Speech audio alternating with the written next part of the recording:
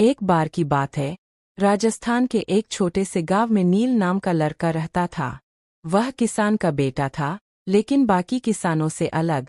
उसके पिता खेत में फसल के साथ कहानियां भी बोते थे। गांव वाले इसे मजाक समझते थे, पर नील के पिता कहते, हर बीज के अंदर एक कहानी छुपी होती है, बस उसे सुनने वाला चाहिए। नील को यह बात अजीब लगती थी। एक दिन उसने तय किया कि वह खुद यह सच जानकर रहेगा। रात को जब सब सो गए, वह चुपके से खेत में गया और मिट्टी के पास कान लगाकर सुनने लगा। पहले तो कुछ नहीं सुनाई दिया, लेकिन थोड़ी देर बाद उसे हल्की सी फुसफुसाहट सुनाई दी। हमें पानी चाहिए, हमें धूप चाहिए। नील चौंक गया। उसने इधर-उधर देखा, पर कोई नहीं था। आवाज फिर आई। अब वह समझ गया, यह आवाज बीजों की थी।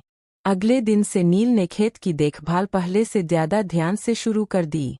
वह पौधों से बात करता, उन्हें गाना सुनाता और उनकी जरूरतों को समझने की कोशिश करता। कुछ हफ्तों बाद खेत में एक अजीब बदलाव आया। जहां बाकी खेतों में साधारण फसल उग रही थी, वहीं नील के खेत में पौधों के रंग अलग-अलग थे। कुछ नीले, कुछ सुनहरे और कुछ तो हल्की रोशनी भी दे रहे थे। गांव वाले हैरान थे। एक दिन गांव में एक बड़ा सूखा पड़ा। सबके खेत सूखने लगे, लेकिन नील का खेत हरा भरा रहा।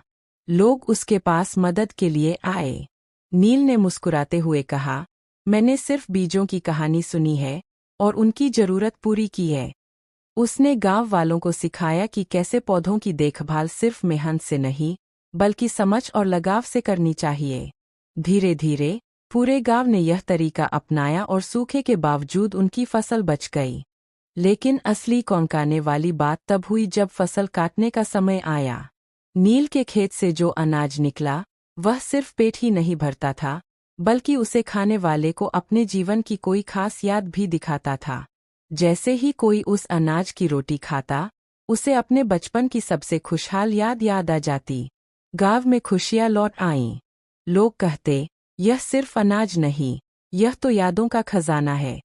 नील के पिता मुस्कुराए और बोले, देखा, हर बीज में एक कहानी होती है, बस उसे प्यार और धैर्य से सुनना पड़ता है। उस दिन के बाद नील सिर्फ किसान नहीं रहा, बल्कि कहानियां उगाने वाला बन गया।